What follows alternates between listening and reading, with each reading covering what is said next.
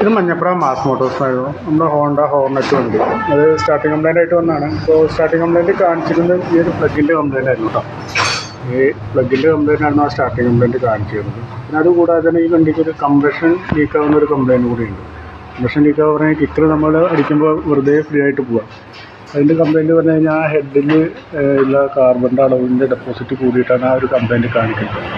അപ്പോൾ റിപ്പീറ്റ് വീണ്ടും ഈ സ്റ്റാർട്ടിങ് കംപ്ലൈൻറ്റ് കാണിക്കുകയെന്നുണ്ടെങ്കിൽ നമുക്ക് ആ ഹെഡിൻ്റെ ഭാഗം അഴിച്ചിട്ട് അതിൻ്റെ കരി കുത്തി കളയാന്നുള്ളൊരു വർക്കും കൂടിയുണ്ട്. അത് ചെയ്താലാണ് അത് ക്ലിയർ ആവുള്ളൂ കേട്ടോ.